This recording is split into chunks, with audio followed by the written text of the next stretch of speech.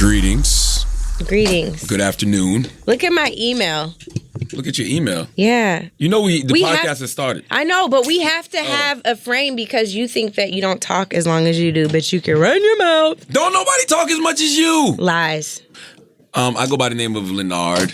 Yes, that's his real name. Tell him your real name. Leonard. Tell him your government name. Charlamagne the God McKelvey. That's not your middle name. And this is Angela Rye. Angela Teresa Rye. A-T-R. And this is the Sibling Rivalry Podcast, episode 2. I'm messing with this braid. You never know if people really want this stuff or not. You know what I'm saying? No, I know. Can we all just get along? Well, the first episode got a lot of listens. You know what I'm saying? But I just like reading comments because comments are so funny to me. There's nothing that keeps you more humble than comments on social media. They don't have to break you though. They can kind of break you. They don't break me. You know they might not break you, but they break me. I'm a little softer. My daddy said. I actually think that you're kind of soft too. You show up as like angry when you're hurt. It's just all about perspective though. My father used to always tell me, you're never as good as they say you are, and you're never as bad as they say you are. And that's just the truth to the matter. So for every 5 people that say yes, do more Sibling Rivalry podcast, it'll be one person. One person had a funny comment. He said, yo, what the fuck did he say? Why did you bring up what he said, but you don't remember? He goes, yo, I listened to this whole thing, top to bottom, from minute whatever to minute whatever. And I can honestly say I'm cool on this. We don't need no more. We good. Wait, and he set you up so good, like it was gonna be like this the best thing I ever heard. But that's funny. You laugh. You know what I'm saying? That is funny. I think for me, what really inspires me to want to do this is I think that we have such transparent, authentic, vulnerable conversations, and they really go across the board. They're political, they're about race and what's happening in this country, they're about how we move the culture forward, they are about our arguments where you say you don't want to fight but you really do, they are therapy, like when we need therapy or what we got out of therapy, lessons we got from parents, like this about everything. And so to me, I'm like, my privilege is that everybody doesn't have a brother like you, even if you get on my nerves most of the time. Monday, Wednesdays, and Fridays. What about Tuesday and Thursday? You okay on Tuesdays and Thursdays. Okay. Yeah. Okay. Well, either way, we're doing it. Yeah. I enjoy doing it. Yeah. For all of those reasons that Angela Rye just said. She has an email that she sent out because she wants shit to have structure. Yeah. It'd be so that we can talk about things that need to be discussed and then we can move on. That is the beauty of you, though. You're a great organizer. Well, thanks. You know what I'm saying? And I keep telling you, use your gifts. Yeah, but I think that the problem I have with you is you are too, and you have really good ideas when you like apply yourself, and when you're not picking in your nails when I'm talking to you. I'm listening. Whatever. Anyway, the point is, you will too if you try, and you always think I have time. I don't have time to do all this stuff. See, you can help. Let me tell you how teams work, right? Like you can have, like I have the ideas, you have the organization. No. You don't have all the ideas. Yeah, you have ideas, you know what I'm saying? But you also got the organizational skills. So I'm an executor, but you're the executor that puts it on paper and does the structure and all of that good stuff. But I don't think I should have to. I think we need a producer. I think you need to stop fronting on the gifts that God gave you. You have impact strategy. What does impact strategies do? It pays me to do what I'm doing for free for this. It's all about organization and strategy. It's about strategy, political advocacy, and social impact work. So where are we starting with this? What are we doing? Well, how about we talk a little bit about 2020? The presidential election? Yeah, I guess. I'm going to be honest with you. I'm kind of sick of it already. Yeah. Just a little bit. Tell me why. Because I'm just ready for the real action. This ain't the real action right now. You know what I'm saying? Everybody's just kind of sparring. You know, people aren't really putting policy ideas on the table. Some of them are. I think Julian Castro just dropped like a immigration plan and started talking more about why this whole open borders nonsense that Trump spews is dangerous and ridiculous. I think there's some. Elizabeth Warren definitely always has policies. Yeah. Always. Yeah. 100%. I think that's her strong suit. I just don't know that, she should be the person. I haven't picked a horse, so to speak. I like Elizabeth Warren too. I don't think she should be president though. Yeah, I think she should have another. I think she's a fire senator. Cabinet appointment, or even not a cap. She wasn't she didn't have a cabinet appointment before, but she did have a presidential appointment during the Obama years. What was it? Wasn't it CFPB? I don't know. I don't even know what the hell that means. CFPB? CFPB was the Consumer Financial Protection Bureau. They stood that up. Let me see. I'm going to look right now. You're just in here talking like we know that type of jargon. I'm sorry. So anyway. I'm not Ben Carson, but I don't know what that was. First of all, before we talk about anything else in 2020, can we please talk about Ben Carson? Let's talk about our nigga Big B from the D. Wait a minute. Yeah, she was. She proposed and established. She established the Consumer Financial Protection Bureau. We know that most agencies, most industries work to really, frankly, take the money of people, take advantage of folks, aren't looking out for the consumer's best interest. We are the consumers if we're the purchasers of goods and services.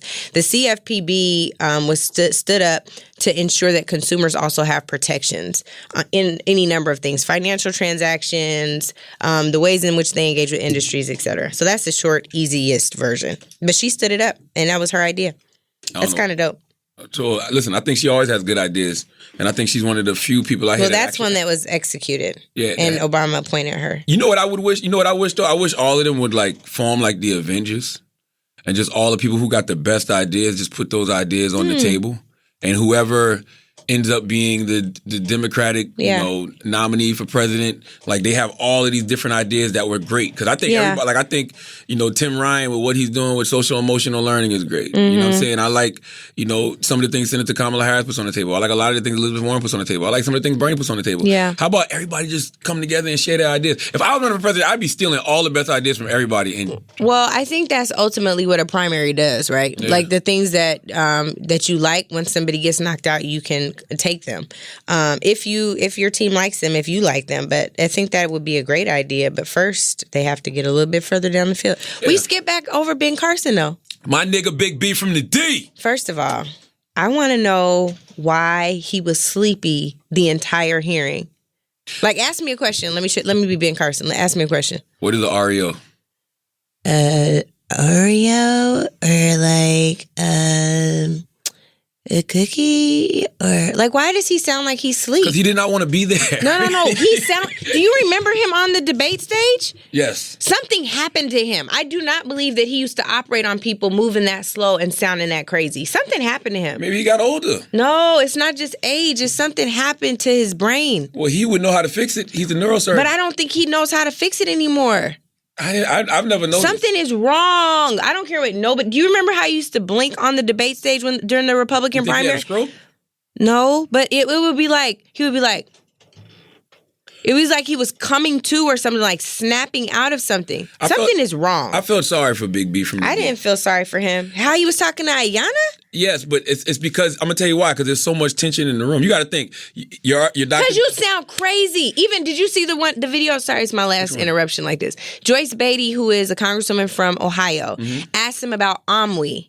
OMWI is a program. It's the Offices of Minority and Women Inclusion. They stood up for every financial services agency in the government to ensure that people like me and you and women are represented across the board in the financial services sector. Do you mean black? Black. Okay.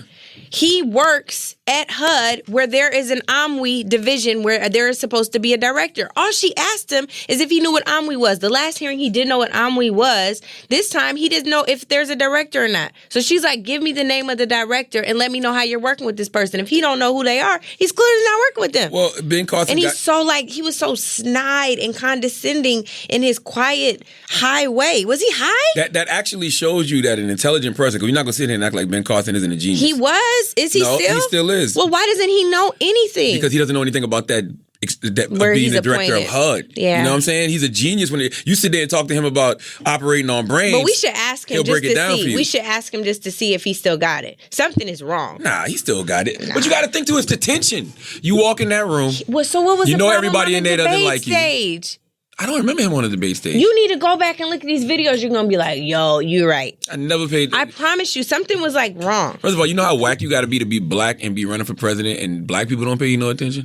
I never paid him no attention on that stage, ever. I can't tell you I used to tweet about it. It was crazy.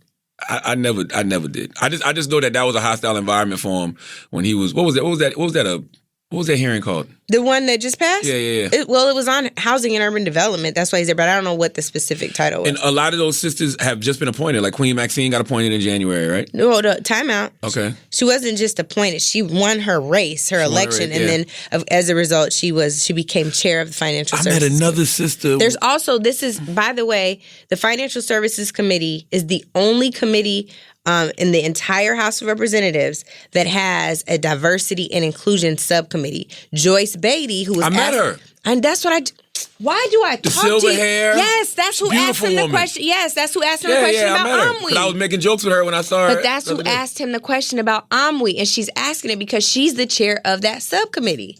I was messing with her because I was saying to her, I was like, because she was introducing herself, and I was like, oh, you was one of the ones putting pressure on old Ben. Yeah. The other day. Yeah. That's her. Okay. And she's amazing, brilliant, talented. She's going to kill it on that subcommittee. They're already doing amazing things. But I'm just like, anyway. She told me she just started in January. Yes, as that chair of that subcommittee. The subcommittee's brand new.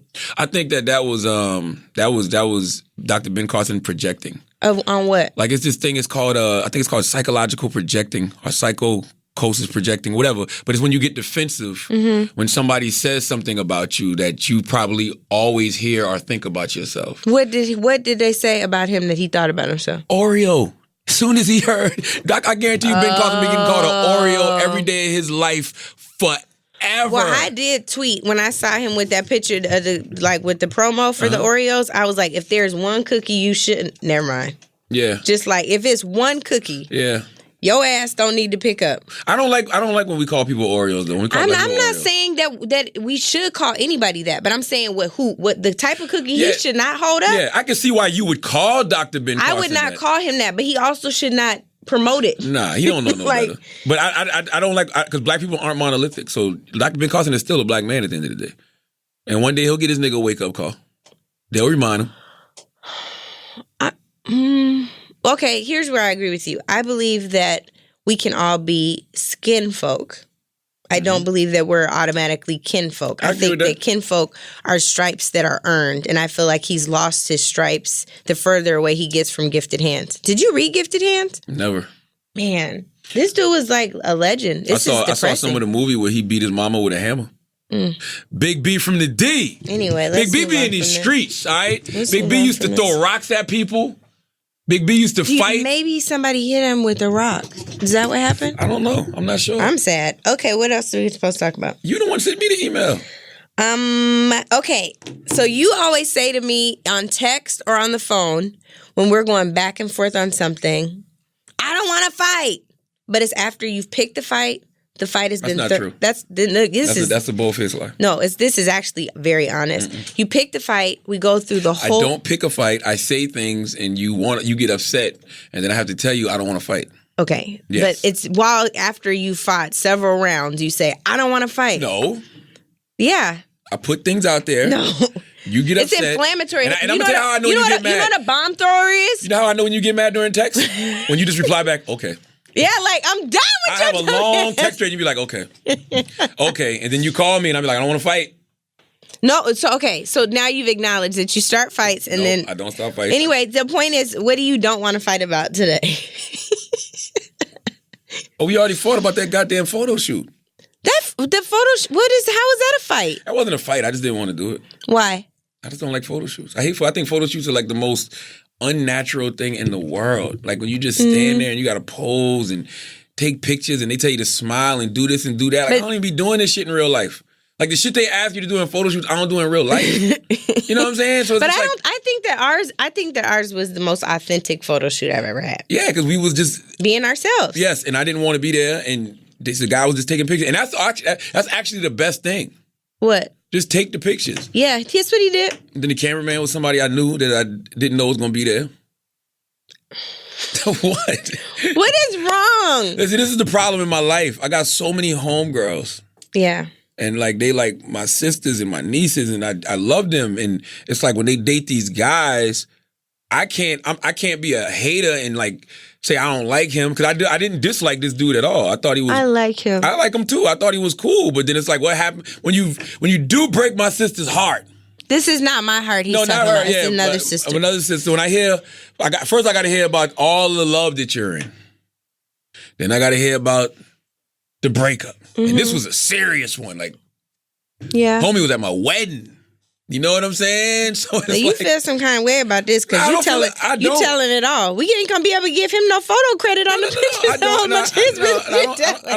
I honestly, truly don't feel a way about it at all because I understand men are gonna be men. And this is not even why you didn't want to do the photo shoot. You didn't want to do the photo shoot because you didn't think that we needed pictures. That is very true. But I think we did need pictures. Not for a podcast. Yes, we do. Really? Yeah, I think this podcast is going to be fantastic. Really? And we're going to promote. I hate you. Why are we doing this? I quit. I'm asking what you said. I'm asking really. Yeah, like I think it's great because it's really like how we talk. Okay. So it's just inside baseball, basically, to our natural, regular conversation. Yeah, but I also think like we should share it and we should promote it and we can use pictures to do that. Don't you think it's weird though when you got a friend and they was dating somebody? Oh my God, what happened, God? When you got a friend and they was dating somebody and they was real serious. I'm trying to get you out of exposing personal business on the podcast. And then the last time I saw the person, he tried to explain. He's like, yo, I want to talk to you. I want to explain. I'm like, bro, you don't got to explain nothing to me. You don't feel a little bad about telling all this business right now? No. What is Not even a little bit. No. You need to call her and see if she's okay with this. When I got stuff on my mind, I ain't say her name or his name. When I got stuff on my mind, it's gonna be. It'll just be sitting there on my mind. Like I gotta get it out. Okay, well, get it out. Let it out. So that's what my therapist say. Allow yourself time to feel. So I'm just feeling this right now. That's true. And I really don't have a problem with it. So then let's talk about how you feel, not all the circumstances. It just always feels awkward because that's my sister, and I don't know how she would feel. Yeah. You know what I'm saying? And I did not know that this happened. Yeah. So it's like, yo, what's up, man? What's up? But I don't know. Would I be? I would probably still be chummy if she was around. Yeah. But she's like, I don't rock with him. I'm like, all right. I know you would because it's people I can't stand and you're nice to them and I'd be mad because when somebody's mean to you, I'd be ready to fight. You do not have my back the same way. I'm sorry, Paris Denard. I didn't mean to shake your hand. Oh, I'm not talking about Paris. I've never met Paris in my life. I don't. What are you talking about? I don't know. There are people. That is not true. There's somebody you said called me the B word on a thing the other day, and you nice to him still. I mean, we're cordial. Yeah, that's my problem with you right there. I would not be cordial to somebody that called you the B word. I understand. Yeah, I get it. I don't see him like that though. I don't care. But we'll have a conversation when we see each other. Mm-hmm. Anyway, okay, what else do we want to talk about? You have the docket. I know, but you keep throwing it off. Like we were supposed to just now talk about something you didn't want to fight about, and instead of not fighting, you decided to have your venting session. Okay, talk to me. I want to talk about why you get on my nerves sometimes. All right. I feel like you don't listen. Like when we were walking in here today. Hello? Okay, let's talk about something else because I'm about to throw my whole notebook at you. What happened? You guys, this is so disrespectful. Do you know when we were walking in here, I asked you 10 times where Paige was and you didn't hear me any other times? I didn't know what Paige was. No, but you literally on the last one, you were like, I don't know. But I asked you, I was like, where's Paige? Where's Paige? Lenard, where's Paige? Where's Paige? And you didn't even hear me. I don't even know how Can you work on that? I don't even know how you want me to reply to that. I didn't hear you. Why couldn't I probably just did not honestly hear you. I didn't hear you. That's inexcusable. I was right behind you. I'm 40 years old. Maybe my hearing's going. No, I didn't hear you. I don't know what you want me to say. Taylor was talking to me in one ear. Somebody else talking. We're in the radio station. Music is playing. It's a lot going on. I was not paying attention. There's no music playing right here. Well, now we're talking. We're talking to each other. No, there is no music playing right here. I'm stop listening to you right now. Anything else? This is rude. Anyway, right. But why did that get on your nerves? Because there's to me, like honestly, this might be an emotional trigger. So here's a therapist moment. I think there's nothing worse than not being heard. Angela, everybody hears you. No, we just No. I guarantee you've been loud your whole life. Oh, now that's what we're doing? You got your nerve. Listen, I can guarantee you that you've been loud your whole life. Why have I been loud my whole life? Because I don't feel you want to be heard. But people hear you. Who? I think that's the thing. That's the insecurity within you. I just said it's a trigger. Like I feel like you're not listening. Where was the moment that you spoke out? Probably my dad. You thought you were saying something that was so prolific and so profound and nobody paid you attention. When was that first moment happen? Oh, I don't know. about that. But I can tell you when I was like little and my dad would be watching TV and I'd be like, Daddy, Daddy, Daddy, Daddy. And I'd go stand in front of the TV he was. And he'd be like, what? Or I would slap in the middle of the paper when he was reading the paper. First of all, I can tell you right now, you was fucking up Papa Rod's high. All right? You were blowing his high. What is wrong with you? I know that's what it was. No, I think he really like learned to tune me out. I don't think people understand when you're a parent and like you've been gone all day and you just trying to sit down and like, you know, just decompress from the day. But your kids be excited to see you when you get home. I know that. I'm not ready. That's a different level of turn up. You got to think, you're at work all day and then you get to the house and you think you can turn down, but then here the kids come and now you got to go into daddy mode. That's a whole different level of turn up. Well, it's like sometimes you just want to cool out. How old were you when this was happening? Probably till at least I was 10. So from age 1 to 10? Probably, yeah. Jesus Christ. When he would tell me, he was like, Angela, don't walk in front of that TV no more. So then I would crawl in front of it. See, and my oldest daughter is 10, and she is at that point where she likes to do her own thing. Yeah. You know what I'm saying? She talks to me when she wants to talk to me, and then she goes about her business. But see, one day, you guys get sad when we get older, and then... I love talking to my daughters. But I'm saying when you're not trying to pay attention because the turn up is on a whole nother level. Well, no, you have to be intentional with the attention. Like you have to when you at the crib with the kids, you got to turn off everything and you got to just like really, really focus. But the truth of the matter is, it's just like anything else. You have to put yourself in that mind state of focusing. Yeah. You know what I'm saying? Like I may not really be there. Like it's mentally. It's a full-time job to be an intentional. You know what I was going to ask you about? Because you're already 40. Mm-hmm. Oh, don't worry. October right around the corner. I know. Boo. That's my question. It's not shade. October right around the corner for you. Oh, my God. All right. Are you sensitive about it? No, I love it. I actually do love being... Okay, but I have a question about it. Mm-hmm. This week, I felt like I was in a fog. I told you this. Mm-hmm. I felt like I was in a fog. Is that something that happens to you closer to 40? I just think you should get your ponytail out your eye. That's all. My ponytail's not in my eye, and I haven't had this all week. I just got it today. And okay, you was in a fog. I just felt like in a fog about everything, personally, spiritually, professionally. I just felt like everything felt foggy. It felt like confusing and not clear. And I'm always super clear, and it just felt. I don't know. It felt weird. What was causing the fog? I don't know. That's why I asked, is it something closer to being 40? It has to be something. Like, it had to be something specific that had you in a fog. Like, what was you thinking about that wasn't so clear? Nothing was clear. That's what my whole point is. Like, I'm normally, like, super... You was on TV this week. Uh-huh. So you was on TV this week giving out POV in a fog? I mean, I'm not about every single moment, but I'm saying generally, I felt like, overall career stuff felt foggy. I felt like overall personal stuff felt foggy. Are you where you want to be in life? No, I feel like there's a lot I want to get done. And I feel that pressure too. Like there's a time crunch. Like I need to do a lot of stuff. Like we've been even talking about like what is time? Oh my God. No, I'm being honest. What is time? No, I know, but like we're not here forever. Not in these physical bodies forever. You're here for the time that God wants you to be here. Yeah. So as long as you're making the most of it, then what's the problem? I'm going to tell you something else. Are you appreciative of what it is you're actually doing? And I tell you this all the time. No, I don't. And I think I do need to work on that. I think that part of the fog this week is it wasn't like a ingratitude week for me. It was a grumble week. It was like, no matter what I did, I felt like somebody was mad or somebody was frustrated or somebody was hurt. First of all, I don't feel very, like you being very empathetic right now. I'm being very Welcome empathetic. to my I'm just telling world. You can't please everybody. No, I know, tell you but this all the time. I know that, and I'm not really generally a people pleaser, but there are some groups of people that hit harder than others. So there's that. I am appreciative of where I am, but I feel like there's a lot more that I'm supposed to be doing. I feel like there's a lot more that I could be doing to train other young people. We have a lot of interns. You're doing that, though. I feel like I'm not talking and connecting to the interns enough. You're doing all of that.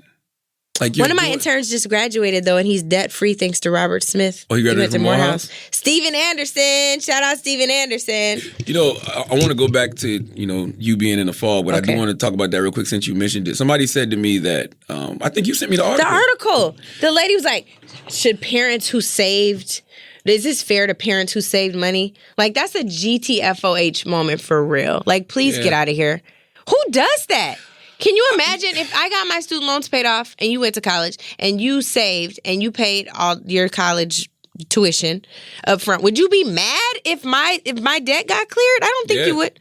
No, you wouldn't. I wouldn't be mad that your debt got cleared. I'd be mad that mine didn't. But you paid it. You had the means to pay it. Yeah, but she said parents who saved. But I'm saying they had the means to pay it. It doesn't matter as long as it got paid. But so why would you be mad? Yeah, I didn't understand the logic of that. But you just said you would be mad. No, I was thinking of something else. I was thinking that if I was in that situation where I saw somebody else get their debt paid. Oh, and you had debt still and I had debt, got it. I would definitely feel away. Like, so you like all the Spelman girls, like you mad? Yes. I mean, that's a natural, by the way, anybody out there that feels like that, that's a natural emotion. Yes, you would want that blessing. But Why wouldn't you want that blessing? Why wouldn't you want that to be you? But desiring the blessing and envying someone else is different. I think there's a slight shift in it. Like, can you say, God, I thank you that these people had this amazing opportunity and blessing. God, can you please bless me with the same opportunity? I think it's a gumbo of emotion. I think if you feel all those things, that's perfectly fine. Yeah. I think the biggest thing. But do you have to sit in it? Like, how long do you sit in it? And that's the point. The part. Yeah. And that's what hinders us. What hinders us is that we think we're supposed to feel certain ways at certain times. Yeah. You know what I'm saying? You see something good happen to somebody, and you think. And your first reaction might be like, shit, why that wasn't me? Mm-hmm. And then the next reaction might be like, man, God bless that person. Mm-hmm. Or the first reaction might be, man, God bless that person. But then it might be, shit, why wasn't that me? Mm-hmm. And we're supposed to just express the God bless. Like, if you feel the other thing, it's okay to feel that. That don't make you a hater. That don't make you jealous, envious. It's just a natural emotion. So then at what point do you become a hater? Because there are haters. You become a hater when you say, fuck them, they don't deserve that. You become a hater when you say, why That's judgmental, too. You become a hater when you say, why isn't that me? And you don't give that person no props and no respect. Or you just have a bunch of needless criticism like that person who wrote that article saying, what about the families that saved? What about them? But I think the other part, too, is at some point it's healthy to get to a place of acceptance. Like, asking the question of why wasn't that me is fine. But if you stay perpetually asking that, one, it demonstrates that you're having an inability and a challenge to move out of victim mentality. Mm-hmm. Like, that was not for you. Can you accept that? It wasn't your blessing. That's my point. That's somebody else's blessing. That's my point. Like God has your blessing coming. That's why I always use the analogy of the Christmas tree. It's like everybody in the world is God's child. It's a gift under that tree that can change your life. And everybody has their own individual gift. But you just got to be patient until you find yours. You know how long that would take? I was like, where is this going with the Christmas tree? But I just got it. You're saying there's a gift under the tree for you. But for everybody in the world. Yeah. Everybody. But you just got to be patient enough to find it. And think about how frustrated you would be watching everybody else open their gifts first. Mm-hmm. Even though you know yours is under there. But some people find theirs first. And you're still searching. And that's just the way life is. You know one person who I wouldn't be mad at being envious right now? Harriet Tubman. Because do you think she might be wondering, why is Andrew Jackson still on the $20 bill and I ain't going to be on it? Harriet Tubman ain't tripping off y'all niggas. Yes, she is. Harriet Tubman earned her right on that $20 bill. Why would they leave the dude on there who was a slave owner, an abuser, a Native American killer? He's not the only slave owner on money. I agree with that, but we were gonna finally replace one. And this was like another thing to undo something from the Obama administration. It's like I cannot stand these people. Why didn't Obama push that through when he was in for 8 Because years? it has to take time. It takes time to change currency, and it was supposed to be changed and implemented, I think, this year or last year. And they postponed it. 2020 or 2021. I thought it was. You're right. It was 2020 because it was supposed to be the same time as women's suffrage. You're right. Man, Harriet ain't tripping off y'all. But I'm saying. Harriet would not want us to be outraged over something like that. She wouldn't. I'm outraged. Harriet would have shot most of y'all niggas anyway. Why did you just say y'all? She wouldn't have shot me. This is the part. Now this is the thing that gets on my nerves about you. No, for real. How many times do we have this conversation where you stay talking about y'all? Yes. And you include me in it? It makes me so mad when you do that. Most of y'all that are outraged over Harriet Tubman not being on the $20 bill, Harriet Tubman would have shot most of y'all niggas. Y'all who's listening. Who are you talking to? Just some y'alls. Just some y'alls out there. You're not talking to me. I would have said you. No, you just said y'all. Y'all. Y'all is you all. By the way, I'm not even like that. To me, that's like such a silly argument to have. No, it's not. Like, here's my thing. Let me just tell you why I take issue with this. having a black woman on our currency that we see all of the time is important. It is an important symbol. It is just as important as having a Martin Luther King monument on the Washington Mall. It is just as important as having a National Museum for African American History and Culture. It's just as important as young girls playing with black dolls. Mm-hmm. It's just as, like, I can go on as having black people on the big screen. It's super significant because it's a symbol. We don't have anybody black on money.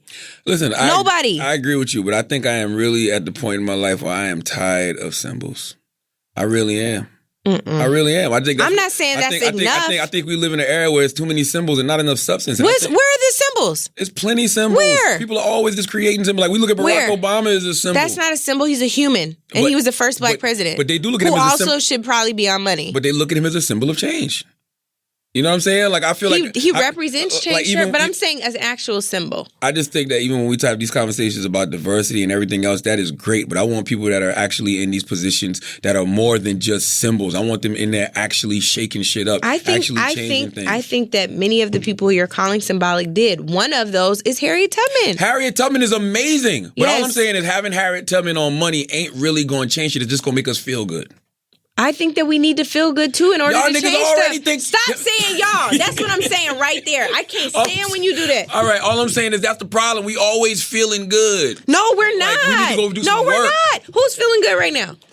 Black people. Why? Exactly. They not feeling the fuck good? We got to celebrate. That's my point. Yes, that's my whole point.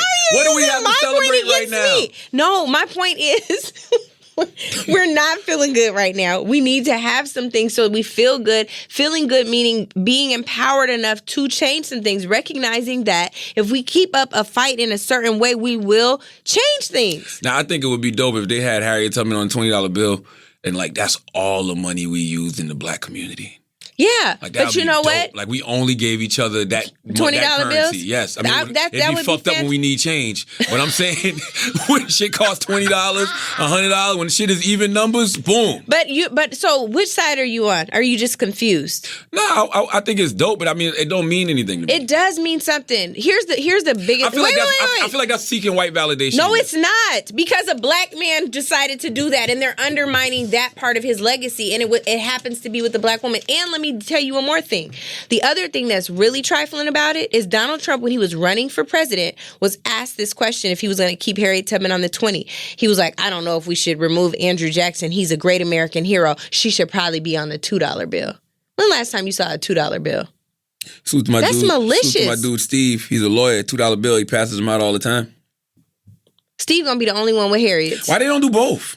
My point is they're not trying to do both. Any way they can undermine black validation and power, they're going to strip that from us. And you're saying it's just a symbol, but I'm telling you it's so much greater than that. But that's my point. That's why I say it feels like we're seeking white validation, because our feeling good is based on whether or not they put Harriet Tubman on a $20 bill? No, it's not. But our feeling good is based on whether or not we see ourselves represented in positions of power and in places that matter. Money is one of those places. I feel what you're saying, but I already feel like I'm a black man. So I feel like I'm a god. I feel like you're a goddess. I don't need those white people to make me feel any way. I'm not asking for white people to do anything. I don't need them to I'm do saying things at least don't undermine things that were done by the last black president to make sure that we're represented in Why he didn't push it through?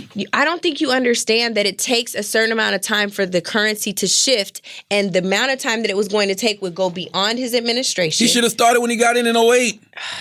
You should have started from the beginning. Barack should have came in there black as shit from the beginning. I actually don't disagree with that. Yes. I agree with that. Like, don't wait until the next administration. But I don't think that. Here's what I think happened. I think that when he came in, Democrats were already in power. Mm-hmm. And I think that him and the Democratic Congress took for granted they had that power. Now, that doesn't mean they were lazy. That was the most robust and active legislative period in history, but definitely in modern history. They passed a lot, but they put all of their efforts on healthcare. It's one that it matters to our community. When you think about the reasons why black folks go broke, that's definitely one of the biggest drivers. Mm-hmm. But yeah, I think that initially the conversation was like, well, let's do all of these things that would, help all of these communities, and then we'll do the blacker stuff second term. I don't think he ever said that, but I think that's what many of us all believed. And how many times did you go to the White House? I don't know, a good amount. For what? Meetings. I had meetings when I was the Congressional Black Caucus executive director there for events. Because that's what it seemed like all I saw. What? Was a bunch of events. No, but I went to meetings too. Okay. Yeah, and we asked them to do things. Some of the things they did with us, some of them they didn't. Do you feel like black people ask for enough when Barack was in office? No, I don't. I think that we expected the black president to be a black advocate. Was that expectation wrong? No. But I think that we should have never placed all of those eggs in a presidential basket. I think in every administration, you should have advocates. And we should never expect anyone, just because they look like us, to do all of our bidding. We should absolutely continue to do our own bidding. I agree. Do you think people truly Democrat, Republican, Independent, on every level, state, local, federal, we should always be advocating for what's in our best interest. With that said, do you think people truly understand democracy? I think that we truly don't have a democracy. Really? I don't. Let me just give you an example. I don't remember where I was. It might have been on Talib's podcast, but I was saying that my dad was super active in fighting against apartheid in South Africa. And when Nelson Mandela was released from prison, and then when he subsequently won the election for the ANC and became the president, my dad got this poster, and it was every political party they had in South Africa. And Charlamagne, it's like 20 political parties, folks that were just focused on, being super pro-black, like they would be our version of like reparations. We're going to start our own black community, et cetera, et cetera. Then there were other folks who just focused on sports. Other folks that were just labor, like labor rights, labor wages, labor conditions. Like it was and I looked at it and I was like, man, we do not have that here. It's like you have to get in where you fit in two political parties, and maybe if you want to go rogue, be independent. But the independents and the Green Party and the Libertarians, those aren't real parties. There's no real meat there. And so I would say a two-party system is not reflective of a true democracy. And I think we're seeing just how threatened and fragile it can be with who we have in the White House right now. That's interesting you said that, because I never thought about it like that. I look at the democracy as just being people demanding things from their government officials. Yeah. You know what I'm saying? I don't know if we do a good enough job of doing that. I think we elect people political advocacy. Political advocacy? Yeah, I think what you're talking about is we the people pay the elected officials. Yes. So we're holding them accountable to do their jobs that we pay them to do, right? I think that's a part of democracy, that we have that right and that ability. But I also think that there's something else to be said for a full representation and an opportunity for all ideas to be heard. Imagine if we had a United States Congress where it wasn't just two parties, there were 5 or 6 or 10, and people could align and figure out how to really compromise and get on the same page, because everybody, to your point, even about the Democratic primary, everybody has good ideas, or there are several good ideas in a bunch of different spaces. What happens if we put all those together? And I think that, when it comes to those government officials, I think they get caught up in their own echo chambers. And I think that's because Absolutely. I think that's because you don't have regular people engaging with them to tell them, this is what we really want in our communities. You know what I'm saying? I feel like the only person, I won't say the only person, but one of the very few people in Congress right now that is an everyday person is Alexandria Ocasio-Cortez. And people are shocked that she's doing so well. And I'm like, how? She was just a waitress. She understands people, common folks. Yes, that is so important. It is so important. And I'm I think she's a superstar. I don't agree with everything she does or her tactics, but I respect the hell out of it that is genuine and authentic. When we visited Capitol Hill this week. I wish she would stop trying to run people against my former bosses, though. Who? She just she's getting candidates in other communities to run against some very good members of Congress. AOC is? Yeah. Well, maybe she don't think they're very good members of Congress. I think that's unfortunate, because she could probably get a lot further if she understands what their positions are. Maybe she could even go to their districts and help them, give them more courage. Why don't you pick up the phone and tell her that? I would love to. You don't talk to AOC? Mm-mm. Really? Yeah. I would think all beige people in the Democratic Party need to stick together. Don't start. I'm not beige. Yes, you are. You the color of cornbread. I'm caramel. Why y'all don't talk? I just don't know her. I would love to talk to her. You never met AOC? Mm-mm. Really? Mm-mm. I talked to some of the other freshman members. One of my favorites is Ayanna Presley. I would think that y'all would be communicating. I feel like all of y'all are cut from the same cloth. Y'all got the same kind of disruptive energy. Yeah, I like her. I don't know her, but Have you reached out to her? I haven't, but I will. Really? Yeah, I will. I want to do it like a sit down conversation with some of the freshman women because I respect them a lot. Ilhan is a boss. That's the Muslim woman from Trump Minnesota. Hates. He don't like any women. Keep trying to put a target on that young lady's head. I know. Which I don't understand. That's horrible. It's horrible. Yeah. Anyway. Okay. But no, I was saying, we was on Capitol Hill and like. Oh yeah, talk about that. You should tell people what you were doing. We were advocating for opportunity zone legislation. What is opportunity zones? Or what are opportunity zones? Hold on. I don't want to misquote. Nope. I don't want to misquote. I want to be accurate with this.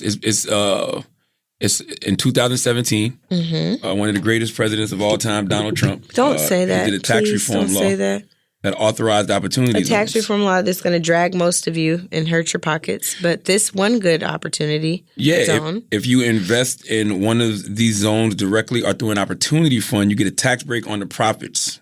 And if you hold it for 10 years, you owe no taxes on it.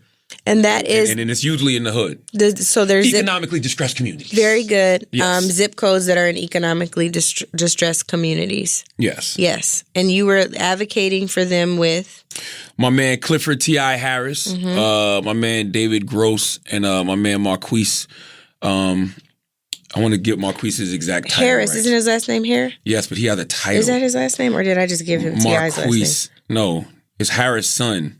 Oh, it is? If I'm not mistaken. No, let's check this out. Yeah, Marquise Harrison Dawson. Oh, Dawson. Yes, he is an incumbent member of the Los Angeles City Council. And the reason I think that, this is so great is because this is an opportunity for us to really gentrify our own hoods. People think gentrification is a bad word. I think gentrification is historically a bad word. No, displacement. I think gentrification and displacement have become synonymous. Yeah, displacement is a bad thing. Yeah. There's nothing wrong with gentrification if the person gentrifying the hood is a black person, a black developer. I don't think that's always true. What, gentrification? Because if a black developer comes in and still makes property unaffordable for the people who live there. That's the point. Like you're when these people come in and your mind state is profit, you're going to end up being a fucked up gentrifier. When your mind state let's listen to this definition because I didn't want to misspeak either. Gentrification, the process of renovating and improving a house or district so that it conforms to middle class taste. Yeah. If it's conforming to middle class taste and the price is raised to middle class level so lower income people can no longer live there, that is automatically displacement and that is bad. And then it said, this one I really don't like. The process of making a person or activity more refined or polite. That's not what they mean, but I think that they could apply that to neighborhoods. That's why you make affordable housing. Yeah, but I'm saying it also shouldn't be like, oh, we're going to make, we about to build 500 units and these 5 are going to be affordable. You're still displacing probably 495 people or families. I get what you're saying, but I think when you go in, as somebody who cares about the community, you have to go in with the mindset of, I'm going to make something nice and affordable for my people to live in. I think your intention has to be right. I'm not trying to push these people out. That's right. I'm just trying to give them something better to live in. I agree with that. But a black developer needs to have that mindset too. Yes. Yeah. But that's the point. It's not okay just because it's a black developer. I'm not even thinking about the white people. Yeah. I'm thinking about guys like myself. I'm thinking about guys like T.I. I'm thinking about guys like David Gross. I'm thinking about brothers like Nipsey, because Nipsey is the person who started Our Opportunity, and Our Opportunity is a fund to do just that, to make sure that this legislation directly impacts the people. And like I said during the meeting in Capitol Hill, I said, if this legislation does not directly impact the citizens of this opportunity zone, it's a failed legislation. Yeah. It don't matter if it's a bunch of rich Negroes going there, buy up all the property, and we get richer. If we're not directly impacting those people and those people end up having to get displaced because we done made these places too affordable for them, that's a failed legislation. The other piece of the opportunity zone is also like the businesses that you're creating in those areas. Yes, I want to have, think about it. You go in the hood right now. You got liquor stores, chicken shacks, or the damn payday lenders, like check the check cashes. Yeah. Yo, why not? I want mental wellness centers. You know what I'm saying? I want juice bars. But places where the people who live in those communities can work in that same community and give back. Absolutely. By the way, everybody that was there on Capitol Hill is already doing that. T.I.'s already doing that in ATL. Yeah. David's doing that in L.A. I'm doing that in South Carolina. I'm going on a tour of the Opportunity Zone in Newark next week just to see what I can grab up. I'm doing the same thing in Columbia, South Carolina. And I had no idea that the legislation was led by Tim Scott, who's a black Republican senator from South Carolina. And every now and then, Tim Scott really does some good things. Yes, like every now and then. I didn't know he was behind the Black Farmer legislation. And what Black Farmer legislation? Black Farmer legislation, where they got this money allocated. Wait. The Pickford settlement. I don't know. Legislation.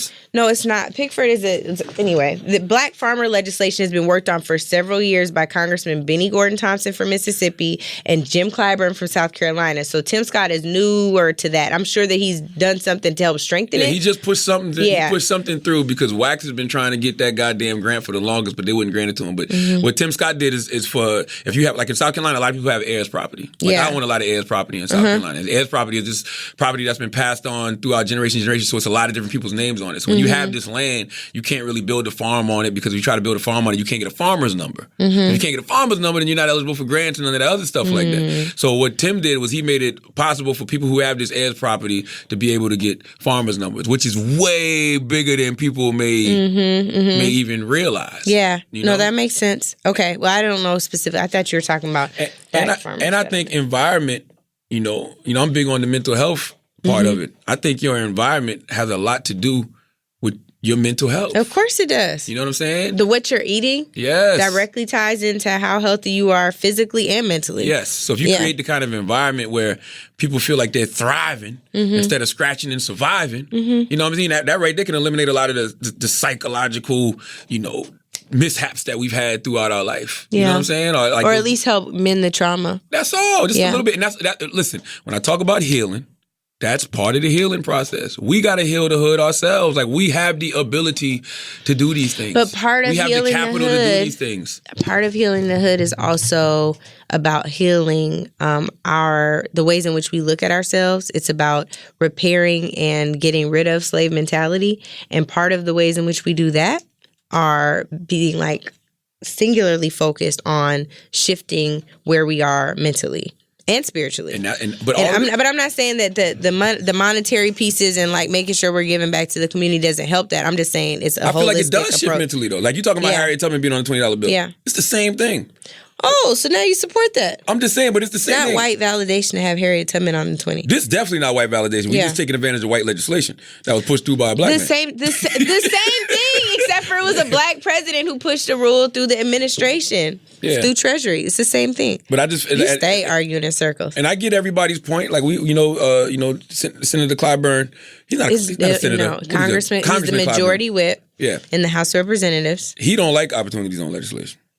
He's not for it at all because he feels like it just makes it easier for white people to come and gentrify our hoods. Which he's not wrong about, and that's why you all were up there advocating to make sure that people who are from those communities are benefiting from this. Otherwise, he's right. And the one thing that I don't know if he talked to you guys about this at all, but he's been pushing for years. He only had 2 minutes before he had to get back on the floor. Oh, I got 2 minutes. Well, he didn't. He probably really meant that. I love Congressman Clyburn. He old. He ain't got time for bullshit. No, but I don't think he thought it was BS. I think 10-20-30s. 10-20-30 is a plan he's been pushing for a long time that would have a very similar effect and target economically distressed communities. I think one of the common criticisms has been that it will overwhelmingly help Republican congressional districts because they have a ton of poor districts that meet the criteria that he pushes. So that's just another thing. And I think historically, I remember Mr. Rangel and Mr. Clyburn, before Mr. Rangel retired, going back and forth on empowerment zones, which was another kind of concept, but that targeted more urban areas. But no, that's what Congressman Clyburn was saying. He was like, I've seen this a million times. And he named the empowerment zone and all that stuff. But what he hasn't seen is brothers like us. Yeah, brothers like us who ain't out here, we've done all that other stuff. Well, y'all got to get somebody black who Donald Trump listens to. Did you think about who that would be to help make sure you could push this through? Yeah, Tim Scott, clearly. Yeah, I guess that's true. And then I think you also have to. HUD has a role in this, right? HUD has a role in this. I think HUD has. I don't know if HUD has a role in this particular legislation. I think it is because it's housing and urban development. It's urban. I mean, that's the biggest thing for me. We just got to make sure that these grants that are going to be given, really get to these people that are in these communities. I know I was reading about these, and I know I saw something on IRS, but that's just for the tax credit portion. We got to bring all of this stuff. Opportunity zones, how they're redeveloped. Council improved revitalization effort by streamlining. I'm gonna send you this, but it was an announcement. I wonder. I didn't see the whole hearing, but I wonder if anybody asked him about opportunity zones in that hearing. Who? Ben Carson? Mm-hmm. And he's leading White House Opportunity and Revitalization Council. But yep, I think we got on this conversation because we were just talking about democracy. And I think that even us just being on Capitol Hill, having these conversations with these senators, with these congressmen, it helps because we're letting people know what needs to be done. Like when I'm sitting around talking to Tim Ryan's introducing me to people like Timothy Scriver, who's the chairman of the Special Olympics. And all of these people share the same passion that I do for mental health and for having social emotional learning into these schools. Because I don't care what nobody says. All we have to do as a community is heal. Once we heal, sky is the limit. And by the way, healing is a process. I was just about to say, and we need to be equipping people and ourselves with what that process looks like. Everybody's process isn't identical, but it's important that you're journeying on one. Like I'm not going to go ahead, what? Well, every time I go on Instagram, like you see just how broken like we as a people are. Even looking at Twitter, and like we were talking about this last night in passing once we were reading the Washington Post piece about Robert Smith, and like the fact that we will always find a reason to take something positive and turn it negative. Like Robert Smith being a capitalist has to do with him paying off Morehouse student loans for what reason? Like you can't just commend the brother on.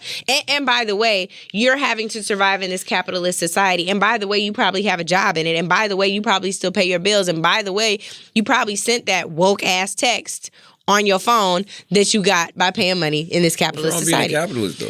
I think that I understand. I think that the point is that hustler, customer, baby. A capitalist system has never really worked in our benefit. That is true. In whose benefit? In ours, especially ours. We've never benefited. We haven't even been compensated for the things that this capitalist society was very much built on our backs. So I get it, but I'm saying in the meantime, play the game until we know the rules well enough to change it. We're here.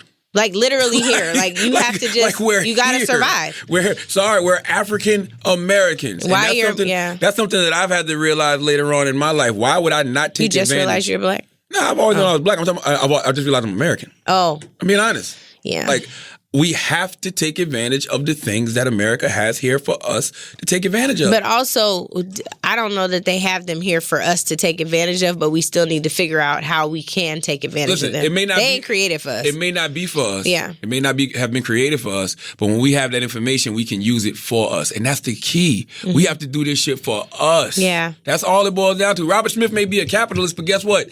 He used that capitalist mentality that made him them capitalist billions to pay off $40 million in student loans from goddamn Morehouse. And he's doing way more than that. That's why he just got an award from UNCF for all the work that he's doing with Fund to Foundation. I believe that's what it's called, Fund to Foundation. They're doing a ton of really positive things. Like he really is somebody I really, really respect. And he's been doing that. And it's so, like you say, he's been doing that. And we talk about needless criticism, right? I always say you got to stop needless criticism of your brothers and sisters because jealousy destroys from within. Yeah. Like they was mad at him because he got a white wife. He deserved one. You said he deserved. I just want to see your face. I don't even understand.